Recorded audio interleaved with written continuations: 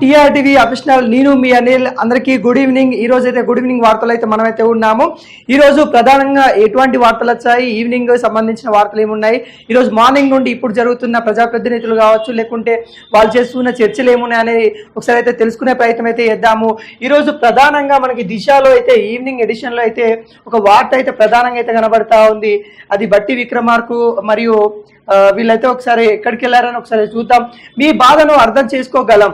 ఇద్దరు బిడ్డలు చనిపోవడం బాధాకరం. మృతుల కుటుంబాలను ఒకరికి ప్రభుత్వ ఉద్యోగం, 5 లక్షల రూపాయల ఆర్థిక సాయం కూడా. బాధితుల కుటుంబాలకి డిప్యూటీ సీఎం బట్టి భరోసా. పెద్దాపూర్ గురుకుల పాఠశాలలో పరిశీలన. విద్యార్థుల తల్లిదండ్రులు ఓదార్చిన ఉప ముఖ్యమంత్రి ఇలాంటి ఘటనలను పునరావృతం కాకుండా చర్యలు తీసుకుంటామని హామీ ఇచ్చారు. అయితే మొన్న రీసెంట్ గా ఏమైందంటే జగిత్యాల దగ్గర 2 స్టూడెంట్స్ అయితే చనిపోవడం అయితే జరిగింది. అక్కడ ఫుడ్ పాయిజన్ అయినట్టు కూడా తెలుస్తా ఉంది. ఆ ఫుడ్ పాయిజన్ సంబంధించి 15 రోజుల వ్యవధిలోనైతే 2 స్టూడెంట్స్ అయితే చనిపోవడం అయితే జరిగింది. దీని మీద కూడా కేటీఆర్ కూడా ఒక ట్విస్ట్ పెట్టడము, దానికి కూడా సంబంధించిన వార్త కూడా అయితే ఒకటైతే ఉంది. చూసే ప్రయత్నం అయితే చేద్దాము. ఏమని చెప్పారంటే, ప్రభుత్వ నిర్ణయంతో సంతోషిస్తున్నాం. గురుకుల్లో మెరుగైన విద్యా భోజనం అందించాలి. BRS working president KTR. Gurukul పాఠశాల సమస్యలపై ప్రభుత్వం ఇప్పటికైనా స్పందించడం సంతోషమని బీఆర్ఎస్ వర్కింగ్ ప్రెసిడెంట్ కేటీఆర్ అన్నారు. డిప్యూటీ సీఎం బట్టి విక్రమార్క, మంత్రి పొన్నం ప్రభాకర్ జగిత్యాల జిల్లాలోని పెద్దాపూర్ పాఠశాలకు సందర్శించిన నేపథ్యంలో కేటీఆర్ రియాక్ట్ అయ్యారు. గత 8 నెలల ఫుడ్ పాయిజన్ కావడం దాదాపుగా 500 మంది విద్యార్థులు ఆసుపత్రి పాలికి చేరారు. నిన్న కూడా సంగారెడ్డి జిల్లాలో బీబీపేట పాఠశాలలో కలుషితమైన ఆహారం తిని 24 మంది విద్యార్థులు అస్వస్థతకు గురైనట్టు కూడా తెలుస్తా ఉంది. గురుకుల్లో విద్యా భోజనం వసతులు బాగాలేనట్టుగా వాటికి కృషి చేయాలన్నట్టు కూడా గవర్నమెంట్ ని కోరారు. ఇది అయితే గత 8 నెలలు కూడా కాదు, గత 10 సంవత్సరాల నుండి కూడా గురుకులలో కావచ్చు లేకుంటే గవర్నమెంట్ పాఠశాలలు ఏవైతే ఉన్నాయో మధ్యాహ్న వసతి భోజనాలు ఏవైతే ఉన్నాయో దానిలో కలుషితమైన ఆహారం ఉంటుందని గత 10 సంవత్సరాల నుండి కొట్లాడుతూ ఉన్నారు. బీఆర్ఎస్ హయాంలో కూడా చాలా అవకతవకలైనాయి. స్టూడెంట్ ఎప్పటికైనా ఇబ్బందులు పడుతూనే ఉన్నారు. గవర్నమెంట్ స్కూల్కి పంపించాలన్నా కూడా తల్లిదండ్రులు ఒకసారి ఆలోచించాల్సిన పరిస్థితి వస్తూ ఉంది. అక్కడ నాణ్యమైన విద్య దొరకట్లేదు, కనీసం ఫుడ్ కూడా దొరకని దాఖలాలు అయితే కనబడుతున్నాయి. అదేవిధంగా ఆయన ఏం చెప్తున్నాడంటే, ఈ 8 నెలలు అంటే వీళ్ళ కాంగ్రెస్ వాళ్ళు ఏదైతే 8 నెలలు ఇదైతే వాళ్ళు వచ్చిన కాంగ్రెస్ వచ్చిన 8 నెలల నుండి చెప్తున్నారు కూడా, నువ్వు గత లెక్కలు కూడా చెప్పాలి కదా. ఇదైతే కాంగ్రెస్ గవర్నమెంట్ వచ్చింది 8 నెలలు అయింది. ఈ 8 నెలల్లో 500 మంది స్టూడెంట్స్ అస్వస్థకు గురైనని చెప్తా ఉన్నావు కదా. అంతకంటే ముందు కూడా చాలా మంది అస్వస్థకు గురయ్యారు. అంటే ఇది కాంగ్రెస్ ని సపోర్ట్ చేయడానికి అనేది కాదు. ఇక్కడ ఏంటంటే గతంలో కూడా జరిగినాయి, ఇప్పుడు కూడా జరుగుతూ ఉన్నాయి. కొద్దిగా ఆలోచించండి. ఇప్పుడు ఏమైందంటే ఇద్దరు స్టూడెంట్స్ అయితే చనిపోవడం అయితే జరిగింది. వాళ్ళ ఇంటికి బట్టి విక్రమార్కు, పొన్నం ప్రభాకర్ అయితే వెళ్ళడం అయితే జరిగింది. మరి వాళ్ళు ఏమంటున్నారు ఒకసారి చదివే ప్రయత్నం అయితే చేద్దాము. ఏమంటున్నారంటే బట్టి గారు ఇట్లా ఏమంటున్నారంటే, గత ప్రభుత్వం నిర్లక్ష్యమే ఈ దుస్థితి కారణం. కొన్ని సంవత్సరాలుగా రాష్ట్రంలో పాఠశాల పట్ల చూపించిన నిర్లక్ష్యమే ఈ దుస్థితి కారణం అన్నట్టు బట్టి విక్రమార్క వివరించారు. పాఠశాల పాటు రాష్ట్రంలో అన్ని పాఠశాలకు పూర్తి స్థాయిలో ప్రక్షాళన చేసేందుకు పెద్దపీట వేస్తున్నట్టు కూడా వాళ్ళకైతే చెప్తా ఉన్నారు.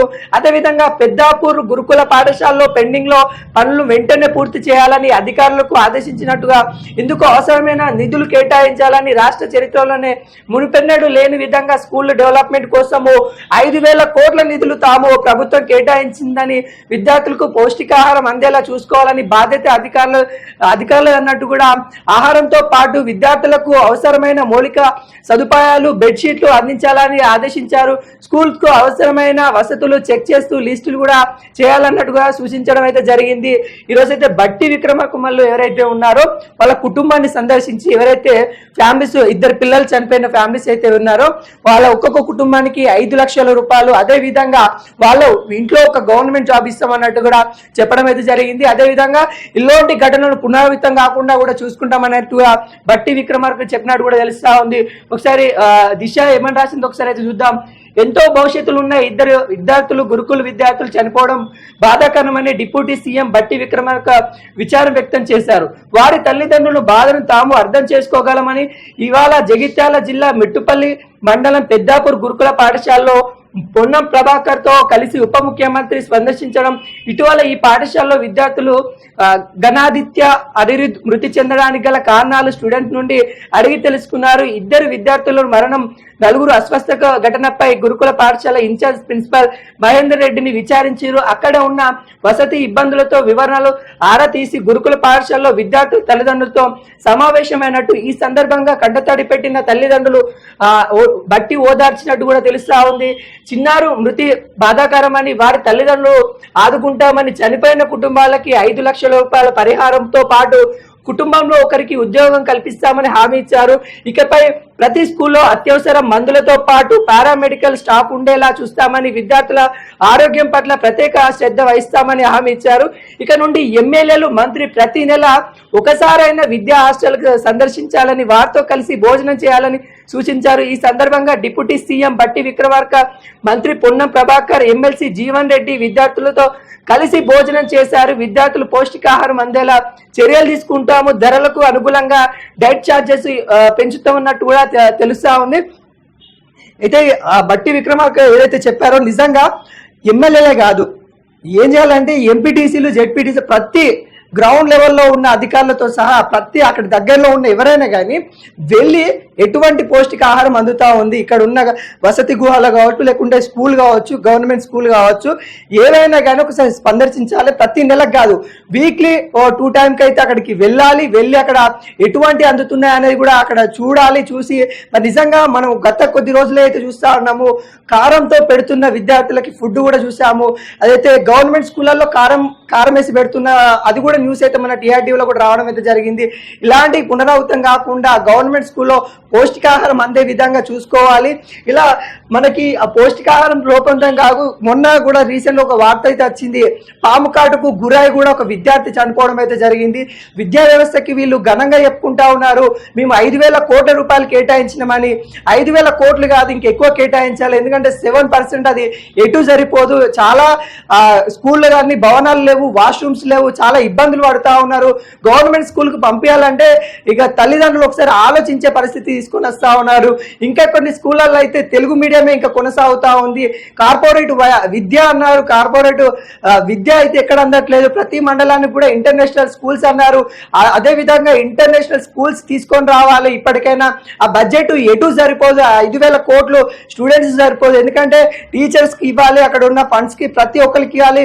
ఇటు ఫుడ్కి సంబంధించి ఇవ్వాల్సి కావచ్చు, 7% ఎటు సరిపోదు. ఇటు క్యాంపస్ లో కావచ్చు, ఓయూ క్యాంపస్ కావచ్చు, ఇటు కాకతీయ క్యాంపస్ కావచ్చు, శాతవాహన కావచ్చు, ఈ క్యాంపస్ లో కూడా చాలా తక్కువ బడ్జెట్ కేటాయించారు. వాటిని కూడా ఇప్పుడు నిన్న వచ్చిన ర్యాంకర్స్ ఏదైతే ఉన్నాయో చాలా వెనుకబడిపోయాయి.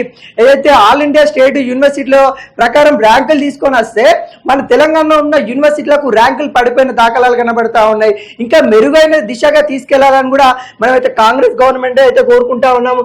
అదేవిధంగా ప్రధానంగా ఇంకొక వార్త ఏంటంటే ఎమ్మెల్యే ఎవరైతే ఖైరతాబాద్ ఎమ్మెల్యే ఎవరైతే ఉన్నారో దానం నాగేందర్ పై కూడా కేసు నమోదైనట్టు కూడా తెలుస్తా ఉంది. ప్రభుత్వ స్థలం పహరీ కూల్చివేతకు ప్రోత్సహించారని హైడ్రా ఫిర్యాదు, జూబ్లీహిల్స్ పిఎస్ లో ఎఫ్ఐఆర్ ఫైల్ అయినట్టు కూడా తెలుస్తా ఉంది. ఖైరతాబాద్ ఎమ్మెల్యే దానం నాగేందర్ పై జూబ్లీహిల్స్ పోలీస్ స్టేషన్ లో కేసు నమోదైంది. జూబ్లీహిల్స్ రోడ్ నెంబర్ 52 లో ఉన్న నందిగిర్ హిల్స్ లో కూడా హైలైట్ లో ప్రభుత్వ స్థలం చుట్టూ నిర్మించిన పరారు గోడ పక్కనే ఉన్న గురుబ్రహ్మ నగర్ బస్తీ వాసులు ఇటీవల దౌర్జన్యంగా కూల్చివేశారని, అయితే దానం నాగేందర్ ఘటన స్థలంలో ఉండి బస్తీవాసులను ప్రోత్సహించినట్టు కూడా తెలుస్తా ఉంది. దీనికి అయితే గోపాల్ నాయక్, రామచందర్ ప్రోత్సహించినట్టు కూడా ఈ కూల్చివేత వెనుక చేపట్టినట్టు కూడా హైడ్రా ఎన్ఫోర్స్మెంట్ ఇన్ఛార్జి పాపయ్య అయితే చెప్పడం అయితే జరుగుతా ఉంది. పోలీసు ఫిర్యాదు చేశారన్నట్టు కూడా తెలుస్తా ఉంది. ఈ కూల్చివేతలో పట్ల 10 లక్షల ఆస్తి నష్టం కూడా జరిగినట్టు తెలుస్తా ఉంది. వారిపై చర్యలు తీసుకోవాలని పాపయ్య ఫిర్యాదు చేయగా, ఎమ్మెల్యే దానం బస్తీ నేతలు గోపాల్ నాయక్, రామచందర్ పై BNS 189(3) 329(3) 324(4) రెడ్ విత్ 190 సెక్షన్ల కింద అయితే 3 ఆఫ్ PDP యాక్ట్ కింద అయితే కేసులు అయితే నమోదు చేయడం అయితే జరిగింది. తను కూడా అయితే స్పందించారు, వీడియో ముఖం కూడా వచ్చారు. అక్కడ నేను లేనని కూడా చెప్తా ఉన్నారు. నేను ప్రోత్సహించలేదు, అది కొంత మాకు సంబంధించిన భూమి అయినప్పటికీ కూడా అది న్యాయబద్ధంగానే ఉంది అని కూడా చెప్పడం అయితే జరుగుతూ ఉంది. లేదు, ఇది హైడ్రా కంపెనీ ఏదైతే ఇన్ఛార్జ్ ఎవరైతే ఉన్నారో తనైతే చెప్తా ఉన్నారు, మీరు అక్కడనే ఉండి మీరు ప్రోత్సహించినట్టు కూడా మాకు కేసులు వచ్చాయి కాబట్టి, అక్కడ వీడియోస్ కూడా ఆధారాలు ఉన్నాయి కాబట్టి మీ మీద FIR బుక్ చేయాల్సిన పరిస్థితి వచ్చిందని కూడా తనైతే చెప్పడం అయితే జరుగుతూ ఉంది. ఇంకొక వార్త మనం చూసుకున్నట్లయితే ఎల్లుండే 3వ విడత రుణమాఫీ కూడా అన్నట్టు కూడా తెలుస్తా ఉంది. పంజాబ్ వైరాలో సీఎం రేవంత్ రెడ్డి ప్రోగ్రామ్ వైరాలో పెడతా ఉన్నాడంటే తన ప్రోగ్రామ్ పెట్టేసి ఈ 2 లక్షలు ఏదైతే రుణమాఫీ ఉందో అది కూడా చేయబోతున్నట్టు కూడా పెద్ద ఘనంగా సభ అయితే పెట్టే సందర్భం అయితే కనబడతా ఉంది. థర్డ్ ఫేజ్ లో 2 లక్షల మాఫీ ముఖ్యమంత్రి కార్యాలయంలో వెల్లడి. అయితే మనం అనుకున్నట్టు ఇప్పటికే 2 ఫేజ్లు అయిపోయాయి. చాలా మంది కూడా అలా కొంతమందికి రుణమాఫీ కాని వాళ్ళు కూడా చాలా ఇబ్బంది పడతా ఉన్నారు. మా TRTV తెలంగాణ ఏదైతే ఉందో దాన్ని కూడా కామెంట్ల రూపంలో చెప్తా ఉన్నారు, మాది రేషన్ కార్డులో మిస్టేక్ ఉందంట, లేకుంటే మా ఆధార్ కార్డులో మిస్టేక్ ఉందంట, అన్న మాకు ఎప్పుడు చేస్తారు, ఇప్పటికీ మరి 3వ దశ అయిపోయిందంటే మరి మమ్మల్ని పట్టించుకోరా, ఇప్పటికే 2 దశలు అయిపోయినని చేతులు ఎత్తేస్తా ఉన్నారు, మాకే కొంతమంది కాలేదు. దాదాపుగా 80,000 రైతులకు కూడా ఈ 2 దశలు కలిపి రుణమాఫీ కానట్టు కూడా తెలుస్తా ఉంది. మరి మేము ఏం చేయాలి, మాకు ప్రాసెస్ ఏంటిది, ఇప్పటి వరకు కూడా ఏం చెప్పట్లేదు కాంగ్రెస్ గవర్నమెంట్ అన్నట్టు కూడా చాలా మంది అయితే వాపోతా ఉన్నారు. వాళ్ళకు కూడా ఒక సమాధానం అయితే గవర్నమెంట్ అయితే ఇవ్వాలని కూడా కోరుకుంటా ఉన్నాము. రాష్ట్ర రైతులకి రుణమాఫీ విముక్తి చేస్తామని హామీ ఇచ్చిన కాంగ్రెస్ ప్రభుత్వం మాట ప్రకారము రుణమాఫీ ప్రక్రియ కొనసాగుతుంది. ఇప్పటికే 2 విడతలుగా 1 లక్ష నుండి 1.5 లక్షల వరకు అయితే రుణమాఫీ చేసిన ప్రభుత్వం స్వాతంత్ర దినోత్సవం సందర్భంగా ఈ నెల 15 3వ విడత పంట రుణమాఫీకి రాష్ట్ర ప్రభుత్వం సన్నిద్ధమవుతుంది. ఈ మేరకు 15 ఆగస్టు 3వ విడత రుణమాఫీ కార్యక్రమంలో సీఎం రేవంత్ రెడ్డి పాల్గొననున్నారు. ముఖ్యమంత్రి కార్యాలయంలో ఇవాళ ఒక ప్రకటనలో పేర్కొంది. విదేశీ పర్యటన నుంచి రాష్ట్రానికి తిరిగి రాగానే ముఖ్యమంత్రి ఖమ్మం జిల్లా వైరా మండలంలో అయితే పర్యటించబోతున్నట్టు కూడా తెలుస్తా ఉంది. ఈ సందర్భంలో అయితే 3వ విడతకు రుణమాఫీ ప్రక్రియ ప్రారంభించినట్టు కూడా అక్కడైతే తెలుస్తా ఉంది. అక్కడ వైరాలో ఖమ్మం జిల్లా చాలా మంది అయితే అక్కడ చాలా సెంటిమెంట్ కూడా అనుకుంటా ఉంటారు.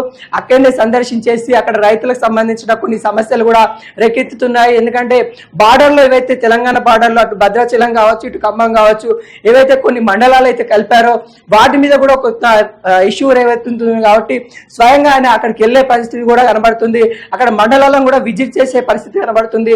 అదే సందర్భంలో వైరాలో అయితే పెద్ద మీటింగ్ పెట్టేసి రైతు రుణమాఫీ కూడా 2 లక్షల వరకు అయితే చేస్తామని కూడా చెప్తా ఉంది. ఇదంతా బాగానే ఉంది, కానీ రాని వాళ్ళకు కూడా ఒక ప్రకటన ఇవ్వాలని కూడా కోరుకుంటా ఉన్నాము. ఒక ప్రక్రియ ఏదైతే స్పెషల్ ఫేస్ అనేది ఏర్పాటు చేయాలి, అక్కడ చేసేసి వాళ్ళకి కొత్త ఎవరైతే దరఖాస్తులు కూడా తీసుకోవాలని కూడా కోరుకుంటా ఉన్నాము. వాళ్ళ నుండి దరఖాస్తులు తీసుకొని ఎవరెవరికైతే రుణమాఫీ కాలేదో వాళ్ళకి దరఖాస్తులు తీసుకొని మరి వాళ్ళ నుండి మళ్ళీ రుణమాఫీ చేయాలన్నట్టు కూడా కోరుకుంటా ఉన్నాము.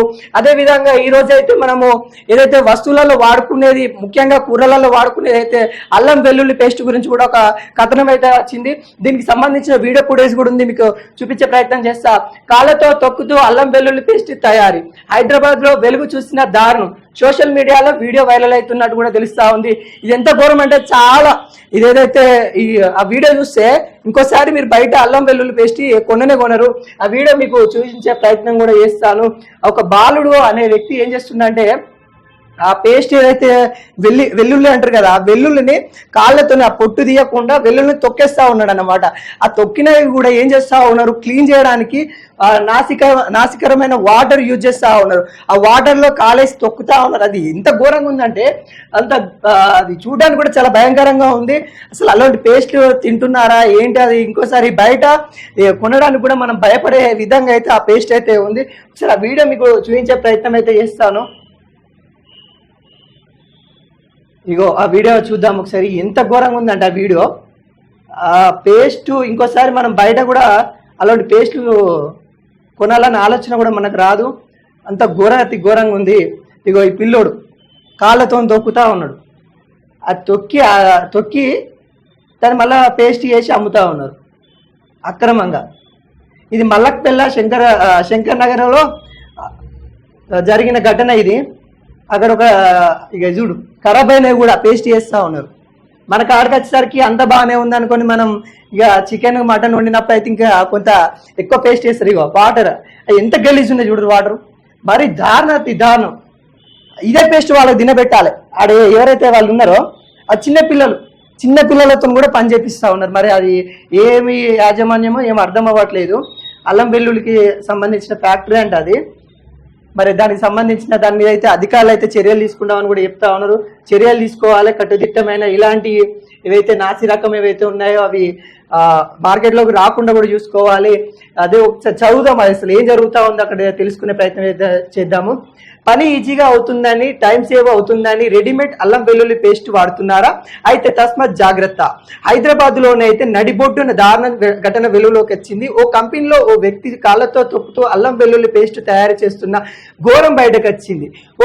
ఓ ఎక్స్లో ట్విట్టర్లో అయితే యూజర్ ఇందుకు సంబంధించిన వీడియో షేర్ చేస్తూ ఇది హైదరాబాద్లో మల్లక్పేటలో శంకర్ నగర్కు చెందిన అపరిశుభ్రమైన అల్లం వెల్లుల్లి పేస్ట్ ఫ్యాక్టరీ అని పేర్కొన్నారు. ప్రస్తుతం ఈ వీడియో సోషల్ మీడియాలో చక్కర్లు కొడుతుంది. అయితే ఈ ఘటన ఎప్పుడు జరిగింది అనేది వివరాలు తెలియాల్సి ఉంది.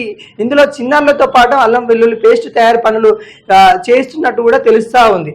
మరి దారుణం చిన్నపిల్లలతో కూడా చేపిస్తా ఉన్నారు. అల్లం వెల్లుల్లి పేస్ట్ బూజ్ వచ్చిన పేస్ట్ కూడా వాడుతూ ఉన్నారు. ప్రతి ఒక్కటి కాళ్ళతో దొక్కిచ్చేసి అంటే ఒక్కొక్కటి వెల్లుల్లిపై పొట్టు తీయాలంటే చాలా టైం పడుతుంది కాబట్టి కాళ్ళతో దొక్కిచ్చేసేసి ఆ పొట్టు తీసేసి అవి చేస్తూ ఉన్నారు. రెడీమేడ్ ఇవన్నీ కాదు, హైదరాబాద్లో కొత్త వరకు ఏ వస్తువు కొన్నా కానీ ఆచితూచి కొనండి. అసలు మీరు ఒకసారి కొంటున్నారంటే అది నిజమైన బ్రాండ్ అయితేనే తీసుకోండి, లేకుంటే మీ ఆరోగ్యము చాలా ఇబ్బంది పడేటట్టయితే ఉంది. ఇంకోటైతే కులగణన ప్రజల డిమాండ్ అన్నట్టు కూడా తెలుస్తా ఉంది. అగ్నిపత్ పథకాన్ని రద్దు చేయాలన్నట్టు కూడా ఈ సమస్యలపై ప్రజల్లోకి వెళ్తాం. AICC chief Mallikarjun Kharge PCC party ముఖ్య నేతలైతే సమావేశమైనట్టు కూడా తెలుస్తా ఉంది. ఇది మళ్ళీ ఇంకొక ప్రకటన కూడా V6 లో అయితే వచ్చింది. ఒకసారి తెలుసుకునే ప్రయత్నం చేద్దాం. అసలు ఏంటి కులగణన గురించి, మరి రాహుల్ గాంధీ ఏమంటున్నారని తెలుసుకునే ప్రయత్నం కూడా ఒకసారి అయితే చేద్దాము. మరి దీనికి సంబంధించింది కూడా మనకైతే భారీ ఎత్తున అయితే దీనిలో అయితే రావడం అయితే జరిగింది. కులగణన కోసం కాంగ్రెస్ లో పోరుబాట. అన్ని రాష్ట్రాల్లో రాహుల్ గాంధీ సభలు ఉంటాయన్నట్టు కూడా తెలుస్తా ఉంది. రిజర్వేషన్ అంశం కూడా ప్రస్తావన. ఏఐసిసి మీటింగ్ లో అయితే కీలక నిర్ణయం. ఎస్సీ వర్గీకరణ సుప్రీంకోర్టు తీర్పుపై చర్చ. ఢిల్లీ, మహారాష్ట్ర, హర్యానా ఎన్నికల వ్యూహంపై డిస్కషన్. 8 రాష్ట్రాల పిసిసి చీఫ్ నియామకంపై చర్చ. రాష్ట్రం నుంచి హాజరైన దీపాదాస్ మున్షి. తెలంగాణలో కులగణన ప్రాసెస్ స్టార్ట్ అయిపోయినట్టు కూడా ఒక కథనం అయితే వస్తా ఉంది. కాంగ్రెస్ మేనిఫెస్టోలో చెప్పినట్టుగా తెలంగాణలో కులగణన చేపడతామని నిర్ణయించింది. ఫిబ్రవరి 7న జరిగే కేబినెట్ సమావేశంలో కులగణన చేపడతామని మంత్రిమండలి ఏకగ్రీవంగా తీర్మానం చేస్తుందని, అదేవిధంగా 15వ తేదీన అసెంబ్లీలో బిల్లు కూడా పాస్ చేస్తుందని రేవంత్ రెడ్డి సర్కార్ డేటా సేకరిస్తున్నట్టు కూడా తెలుస్తా ఉంది. ఈ మార్గదర్శకాలకు సిద్ధం చేయాలన్నట్టు కూడా ప్రతి ఒక్క అధికారి కూడా చెప్పినట్టు కూడా తెలుస్తా ఉంది. ప్రతి ఇంటికి వెళ్ళి సర్వే నిర్వహించిన తర్వాత ఇందుకు సంబంధించిన 150 కోట్ల విడుదల కూడా చేసిందన్నట్టు కూడా తెలుస్తా ఉంది. దీనికోసం బీసీ వెల్ఫేర్ అధికారులను కసరత్తు ప్రారంభించినట్టు కూడా మనకైతే తెలుస్తా ఉంది. ఏదైతే గతంలో కూడా మనమెంతనో మనకంత అన్నట్టు నినాదం ఏదైతే ఉందో బీసీలకు సంబంధించి అదైతే ఇప్పుడైతే జరగబోతా ఉంది. తెలంగాణలో కూడా బీసీ కులగణన చేస్తామన్నట్టు కూడా మరి గతంలో కూడా జనాభా సర్వే చేసిన కేసీఆర్ కొన్ని తప్పిదాలు ఉన్నాయన్నట్టు కూడా ఆ సర్వే మొత్తం తారుమారు చేసిన ఘటనలు అయితే కనబడతా ఉన్నాయి. ఇప్పుడు రేవంత్ రెడ్డి సర్కార్ కులగణనలు చేస్తాము, బీసీ వాళ్ళు ఎంతమంది ఉన్నారని తెలుసుకునే ప్రయత్నంలో వెళ్తాము. అదే విధంగా అక్కడ రాహుల్ గాంధీ ఏం చెప్తున్నారంటే ఇది తెలంగాణ వరకైతే ఓకే, ఎందుకంటే తెలంగాణలో కాంగ్రెస్ ఉంది కాబట్టి కాంగ్రెస్ ఏం చెప్పినా నడుస్తుంది కాబట్టి మరి తెలంగాణ వరకైతే కాంగ్రెస్ కులగణనలు చేయాలనుకుంటుంది కాబట్టి చేస్తుంది. అదే విధంగా దేశం మొత్తం కూడా కులగణనలు చేయాలి, బీసీలకు సంబంధించిన ఏదైతే ఉందో రిజర్వేషన్ సంబంధించి ఏదైతే ఉందో వాటిని కులగణనలు చేయాలి, అన్ని రాష్ట్రాలకు కూడా చేయాలి అన్నట్టు కూడా వాళ్ళైతే ఏఐసిసి ఏదైతే కమిటీ ఉందో దాంట్లో మీటింగ్ లో కూడా మల్లికార్జున్ ఖర్గేతోనైతే మీటింగ్ కూడా చేసినట్టు కూడా తెలుస్తా ఉంది. ఏది ఏమైనా కానీ రాహుల్ గాంధీ మరి సభలు కూడా ప్రతి రాష్ట్రంలో అయితే సభలు కూడా పెడతా అన్నట్టు కూడా తెలుస్తా ఉంది. ప్రజల్లోకి వెళ్తాం. గతంలో కూడా మనము రాహుల్ గాంధీ పాదయాత్ర అయితే చూసాము. అదే విధంగా ఇప్పుడు బీసీ కులగణనల మీద అయితే ప్రతి రాష్ట్రానికి వెళ్ళి మరి ప్రతి రాష్ట్రంలో ఉన్న బీసీ వర్గాన్ని చైతన్యవంతులు చేస్తామన్నట్టు కూడా రాహుల్ గాంధీ అయితే ఈ రోజు అయితే చెప్పడం అయితే జరుగుతుంది. అదే విధంగా దీంట్లో కూడా దానం నాగేందర్ గురించి కూడా కేసు అయితే వచ్చినట్టు కూడా తెలుస్తా ఉంది. మరి ఏదేమైనా కానీ దానం నాగేందర్ మరి కొంతవరకు అయితే ఇప్పుడు వస్తున్న చాలా తను అసెంబ్లీలో మాట్లాడిన విధానం కావచ్చు, లేకుంటే తనున్న విధానం కావచ్చు, పార్టీ ఫిరాయింపులు ఫస్టేషన్ లో ఉన్నాడు కావచ్చు అన్నట్టు కూడా అర్థమవుతా ఉంది. ఎందుకంటే మొన్నదాకా అసెంబ్లీలో ఏం మాట్లాడిండో అదొకటి, ఇంకోటి పార్టీ ఫిరాయింపులు ఏదైతే ఉందో తన మీద అనర్హు వేట పడుతుందేమో అన్నట్టు కూడా ఆలోచిస్తా ఉండు. ఇదంతా ఒత్తిడి ఉండడం వల్ల మరి తను ఏం చేస్తున్నాడో తనకన్నా అర్థమవుతుందో లేదో దానం నాగేంద్ర గారు ఇప్పటికైనా ఆలోచించుకొని ప్రజల కోసం పనిచేయండి. మీకు ఒకవేళ అనర్హు వేట వేసినా కానీ మళ్ళీ గెలిపించుకునేది ప్రజలే కాబట్టి ఇలాంటి దోపిడీలు 10 లక్షల నష్టపరిహారం ప్రజలు కల్పించే విధంగా చేయకండి అక్కడ. ఎందుకంటే స్వయంగా మీరు ఉన్నట్టు కూడా అక్కడ స్థానికులు చెప్తా ఉన్నారు. ఇలాంటి ఘటనలు పునరావృతం కాకుండా చూసుకోండి, ప్రజల కోసం పనిచేయండి, ప్రజలే మిమ్మల్ని నెత్తిన పెట్టుకొని చూసుకుంటా ఉంటారు. అదే విధంగా చేయాలని కూడా కోరుకుంటా ఉన్నాం. ఇంకొకటి వార్త ఏంటంటే ప్రధానంగా మనం చూస్తున్నట్లయితే ఏసీబీకి చిక్కిన అడిషనల్ కలెక్టర్. ఇక వీళ్ళు దొరుకుతూనే ఉంటారు అబ్బా చాలా మంది. మొన్ననే నిజామాబాద్ మొన్న దొరికింది 7 కోట్ల రూపాయలతో దొరికిండు. ఇంకొక కలెక్టర్ దొరికిందంట. ధరలలో పిఓబి నుంచి మార్పుడికి 8 లక్షలు డిమాండ్. రంగారెడ్డి అడిషనల్ కలెక్టర్ పై ఏసీబీ ఫిర్యాదు చేసిన బాధితుడి నుండి డబ్బులు తీసుకున్న సీనియర్ అసిస్టెంట్ రెడ్ హ్యాండెడ్ గా పట్టుకున్న ఏసీబీ అధికారులు.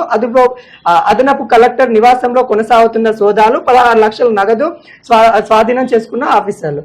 ఇక చూడు ధరణి కోసం నిజంగా ధరణి వ్యవస్థ ఏ విధంగా ఉందంటే ఇప్పటికి కూడా ఈ రోజు ప్రజా దర్బార్కి పోతే నేను దాదాపుగా ఒక 10-15 నేను చూసిన అక్కడ ఏజ్ ఎక్కువైన వాళ్ళు కూడా చాలా ముసలోళ్ళు కూడా అక్కడికి వచ్చారు. ఏమైంది తాత అని అడిగితే ఏం లేదు బిడ్డ, నా పేరు మీద భూమి ఉంది కానీ అది నాకు రైతు బంధు రావట్లేదు, ఏం రావట్లేదు. ఈ ధరని తీసుకొచ్చింది కదా, ఆ ధరని అప్పుడు మాకు అంత మీరు చదువుకోలే కదా, మీరు చదువుకున్నప్పుడు ఏమైందంటే మా భూమిని వేరేటోడు పేరెక్కించుకున్నాడు, ఆ ఖాళీగా ఉందని వేరేటోళ్ళు ఎక్కించుకున్నారు. అప్పుడు మా తాతల కాలము మీ 70 సంవత్సరాల నుండి మా తాతలు మాకు ఇచ్చిపోయారు, మా తాతలు ఇచ్చిపోయిన కూడా మేము వ్యవసాయం చేసుకుంటా ఉన్నాం. కానీ ఈ రోజు మా భూమి మా పేరు మీద లేకపోవడం మాకు చాలా బాధ అవుతుంది. ఇక్కడికి వస్తానన్నా మాకు ఏమన్నా ఈ ప్రజా దర్బార్కి వస్తే మరి వాళ్ళు రేవంత్ రెడ్డి సర్కార్ ప్రజల యొక్క సమస్యలు తీరుస్తామంటారు కదా, మరి ఈడికి వస్తానన్నా తీరుతుంది అన్నట్టు కూడా చాలా మంది వస్తా ఉన్నారు. అలాంటి కారణంలో ఈ కలెక్టర్ వీళ్ళు ఆశ చూపిస్తా ఉన్నారు అనమాట. కలెక్టర్ కానీ అక్కడ ఉన్న ఎంఆర్ఓలు కానీ ఏవో ఆఫీసర్లు కానీ ఎవరైనా కానీ ఏమంటారంటే నీ పేరు మీద ఎక్కిస్తామని చాలా ఆశ చూపించేసి ఇలా రైతుల నుండి చాలా డబ్బులు అయితే దోసుకున్న దాఖలాలు పోయినాయి.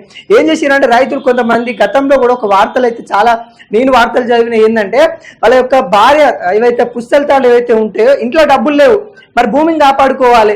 ఏం చేస్తారంటే పుస్తెలతాడు కూడా తాకట్టు పెట్టుకొని అమ్ముకొని కూడా మరి ఈ రోజున పట్ట వేయించుకోవాలనే ఆలోచనతో కూడా అమ్ముకున్న రైతులు కూడా ఉన్నారు.